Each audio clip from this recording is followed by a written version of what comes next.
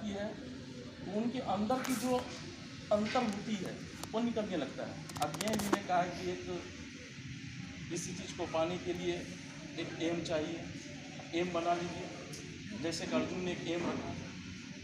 तो उसी तरह से कि चूँकि पुरस्कार मिलने से पहले इनकी जो गौण अभिव्यक्ति थी, पुरस्कार मिलने के बाद इनकी अभिव्यक्ति खुल गई और धराधर मेरे ख्याल से लगभग 1 दर्जन पुस्तक सभी मिला के, चाहे वह संकलन हो चाहे खुद की पुस्तक हो, सभी मिला के जो है 1 दर्जन पुस्तकें मेरे ख्याल से 20 और 21 में आ चुकी हैं और इनके लिए साधुवाद धन्यवाद के पात्र हैं।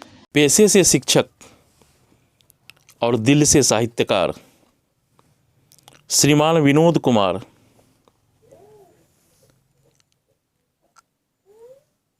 की शिक्षा दीक्षा MA B.Ed और BET है। 1970 में जन्मे विनोद कुमार यूं तो कन्या मध्य विद्यालय मनिहारी जिला कटिहार में प्रधानाध्यापक के पद पर कार्यरत है। उनका जन्म स्थान बक्सर बिहार है और उन्हें कोरोना काल में यानी 2020 में राजकीय शिक्षक सम्मान से पुरस्कृत किया जा चुका है। उनकी प्रकाशित पुस्तकें अपने अपने रंगों में समाहित होते चले गए हैं, जैसे जीवन पथ काव्य संग्रह, वो फिर आ गई काव्य संग्रह, निशब्द काव्य संग्रह, टोकरी वाली लड़की कहानी संग्रह। इनका तात्पर्य यह है कि वे कविता के साथ साथ कथा विधा की ओर भी अपनी लेखनी को लेकर जरूर गए हैं। किस तरह से वे नारी स्वच्छंदता के पक्षधर हैं, किस तरह से वे बाल कहानियाँ, बाल मनोवैज्ञानिक कहानियाँ और आडंबर तथा अंधविश्वास के विरुद्ध जिस तरह से उनकी कहानियों में, उनकी कविताओं में दृष्टिगोचित होते हैं, ये सबसे अहम बात है। टोकरी वाली लड़की में जिस तरह से दलित परिवार की एक लड़की जो टोकरी बुनकर, जो अपने माता पिता के साथ उन्हें टोकरी बुनने में सहयोग कर किस तरह से अपने समाज से पहली मैट्रिक पास करती है, स्कूल टॉपर के रूप में, फिर कॉलेज टॉपर के रूप में वे इंटरमीडिएट पास करती है, स्नातक होती है और फिर वे किस तरह से सामाजिक सरोकारों के साथ जुड़कर अपने एक्टिविज्म को आगे बढ़ाती है। कहना न होगा, ऐसी मेधावी युवती एक दिन IPS हो जाती है और एक जगह की वह, एक ज़िले की वह SP बनती है। एक आदिवासी युवती के साथ किस तरह की जब दुर्व्यवहार होती है और उन नेताओं को जिस तरह से वे जेल भिजवाती है, तो उनके पति भी जिनसे वे प्रेम विवाह किए होती है, कह उठता है कि तुम इस पचड़े में क्यों पड़े, वे तो मेरे आदमी थे। तो उन्होंने, जो नायिका रानी है, उन्होंने ये कहा कि तुम मुझसे तलाक ले लो, ये ठीक है, लेकिन मैं अपने समाज के लोगों के लिए लड़ती रहूँगी। ये सिर्फ एक कहानी है। इसी तरह से टोकरी वाली लड़की में 55 कहानियाँ हैं। तो निशब्द कविता संग्रह में 57 कविताओं का संग्रह है, संकलन है। वो फिर आ गई उनके जो काव्य संग्रह हैं बहुत मार्मिक हैं, उनमें 51 कविताएं संकलित है। जीवन पथ काव्य संग्रह हैं जिनसे उनके विषय में गंभीर रचनात्मक दृष्टिकोण अपनाए जाने की बात दृष्टिगोचित होती है। इनमें 61 कविताएं हैं। कुल मिलाकर यही कहना है, उनकी जितनी सारी रचनाएं आई हैं, जितनी सारी पुस्तकें आई हैं, उनमें 50 से अधिक संकलित रचनाएं हैं। और ये रचनाएं खासकर कोरोना काल से निश्चित हुई है। वैसे वे शुरू से ही पहले नाटकों के व्यंजन करते थे, वे लेखन करते थे, वे निर्देशन करते थे वे, लेकिन इनकी जो अद्वितीय कविताएं हैं वे कोरोना काल खासकर जो सामाजिक आडंबर के विद्रोह के तौर पर देखे जा सकते हैं। सिर्फ यही नहीं, वे एक पक्षी के बहाने भी कह उठते हैं, जैसे कि वो फिर आ गई कविता संकलन में कविता घोंसला है, जिसके माध्यम से उन्होंने कहा है कितना सुंदर, कितना मनोरम, पेड़ों की टहनियों से लटका एक घोंसला, चिड़िया रानी रहती जिसमें करती बसेरा देख, जिसमें झूला भी झूलती, खेल भी खेलती, प्रेम के एक एक खर से कड़ी मेहनत लगन से बना ही है अपना हाशिया, अति रम्य सम्मोहन है उसका आशिया, सबसे छोटी है लेकिन प्यारी सी, हौसला बुलंद है, रंग बिरंगे उसका रूप भी, नहीं डरती गरजते बादलों से, डरती नहीं कभी, चक्रवाती तूफानों से, आराम से अपने घोंसलों में, अपने व आसिया में चहकती रहती, फुदकती रहती। ये है स्वच्छंदता। जैसे कविता मैंने बचपन में पढ़ा था, हम पंछी उन्मुक्त गगन के, पिंजर बद्ध न गा पाएंगे, कनक तिल्लियों से टकरा कर चूर चूर हो जाएंगे। ये कविता भी, श्री विनोद कुमार जी की यह कविता भी उन स्वच्छंदता, पक्षी की स्वच्छंदता, पशुओं की स्वच्छंदता के बारे में है। वो खड़ी है कविता शीर्षक के अंतर्गत, उनका कवितांश है, नाम उसका मृत्यु है, सत्य नाम मृत्यु है, वही सत्य है, शेष असत्य है, जाना है उसी के साथ, वो सामने खड़ी है, अंत की साथी वही है, साथ निभाती केवल वही है, सब तो मिलते हैं छोड़ अचानक गायब हो जाते हैं, धर्म निभाती वही, वो सामने खड़ी है। इस तरह से कई कविताएं हैं। जैसे उपहार हूँ कविता में वे कहते हैं, मैं मानवी श्रृंगार हूँ तासीर की, मैं वनिता वरदान हूँ सील की, अमूल्य आभूषण हूँ क्योंकि मैं मानवी हूँ, वरदान हूँ वसुधा का, मायाजाल हूँ वसुंधरा का, मानव सभ्यता का इतिहास हमसे, उद्भव विकास भी केवल हमसे, ढोती हूँ भार सबका, झेलती उपहास सबका, पृथ्वी जैसे ग्रह हमसे, नदियों का अस्तित्व भी बस हमसे। इस तरह से उनकी अन्य कविताओं में, जैसे एक कविता नास्तिक है, जैसे कि शहीद भगवत सिंह मैं नास्तिक हूँ लिख कर रचना जो प्रयाण किए थे, उनके बहाने इनकी कविता नास्तिक में यह स्पष्ट है, मंदिर गया, मस्जिद गया, गया चर्च गुरुद्वारा, हर शिवालय घूमकर आया, हर धर्मशाला रुक कर आया, वहाँ क्या देखा, पत्थर की मूर्ति को पिलाते दूध देखा।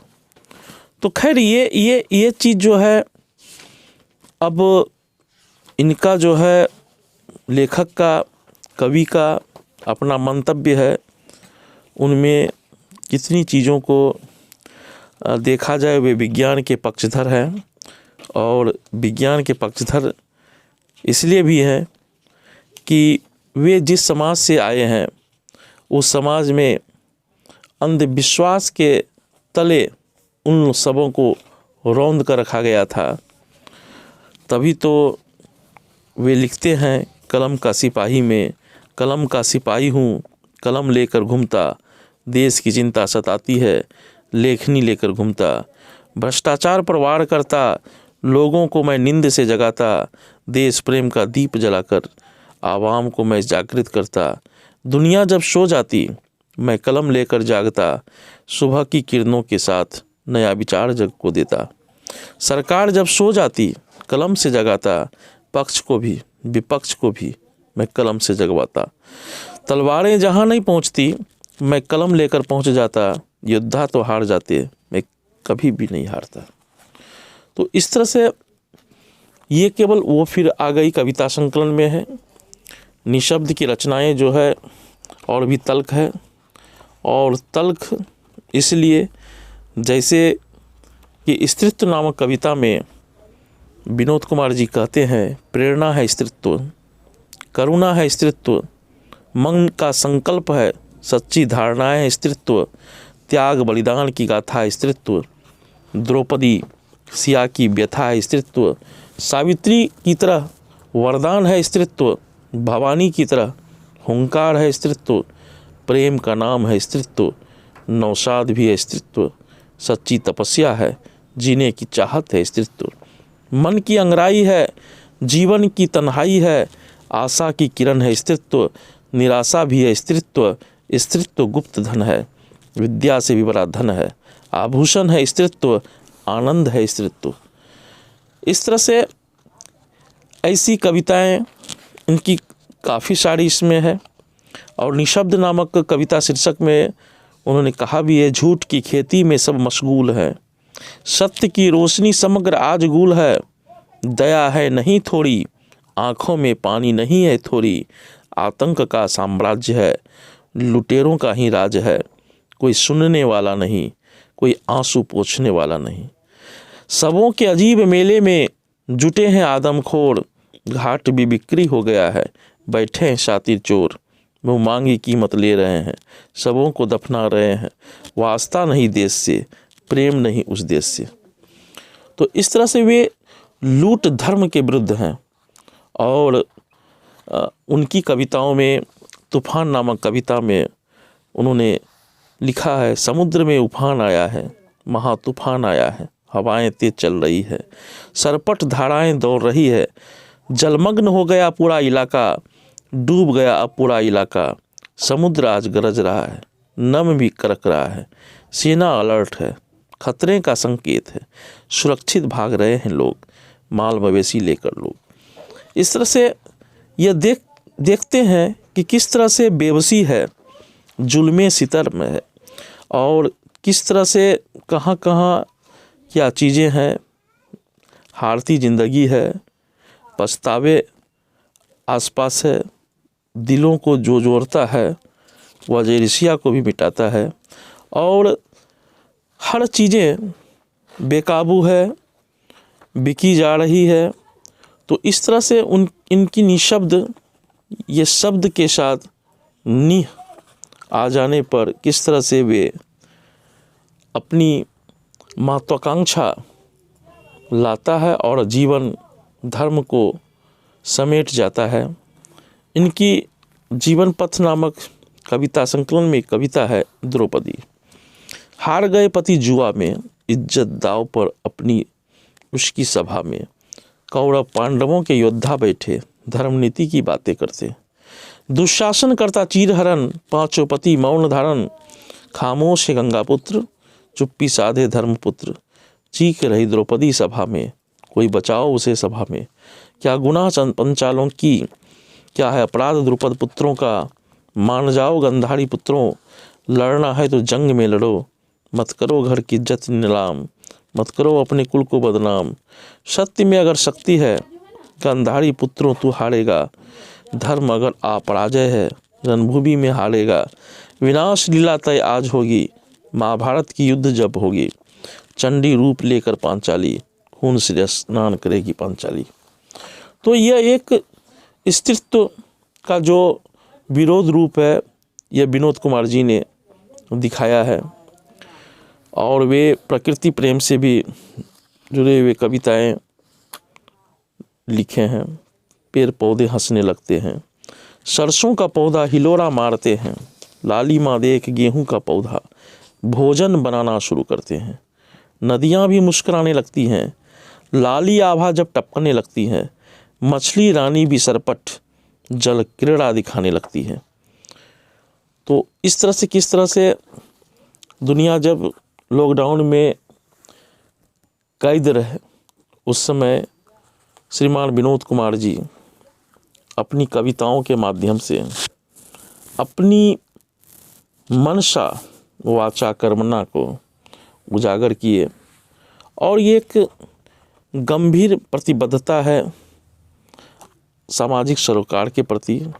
उसी तरह कहानियों में शेरनी का राजधर्म, रिश्ता, नई मैडम, टोकरी वाली लड़की, अंतिम यात्रा, शव यात्रा, जंगल में लॉकडाउन, काफ़ी महत्वपूर्ण कहानियाँ भी इनकी हैं। जंगल में लॉकडाउन भारतीय सरकार का जो लॉकडाउन है उनका समर्थन में है। और ये भूत बंगला जो कहानी है, ये अंधविश्वास पर चोट है।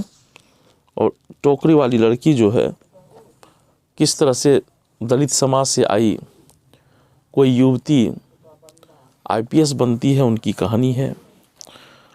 इस तरह से आनंद कुमार की जो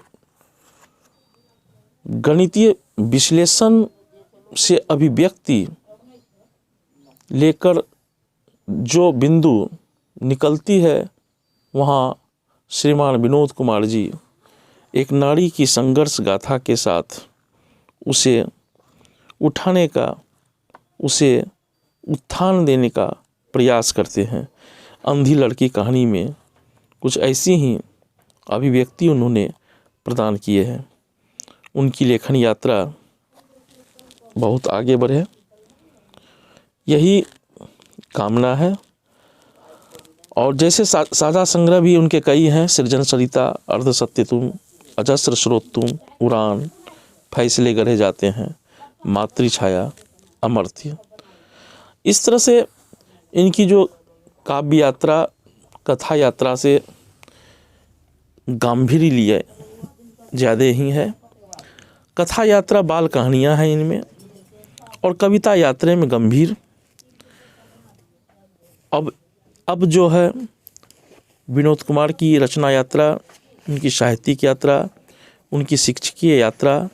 शिक्षक तो कई होते हैं, लेकिन उनमें से समय निकालकर लेखकीय कर्म करना, लेखक बनना, ये सैकड़ों में एक की बात नहीं, हजारों में एक की बात नहीं, लाखों में एक की बात है। इसलिए विनोद कुमार की जो जीवन यात्रा है, साहित्यिक यात्रा है, वह सफल हो, खूब आगे बढ़े, इनकी सत्सक कामना है। मैं सदानंद पाल इस के माध्यम से उन्हें शुभकामना देता हूँ। लख लख शुभकामनाएं कि विनोद कुमार जी आगे बढ़े, खूब आगे बढ़े। धन्यवाद।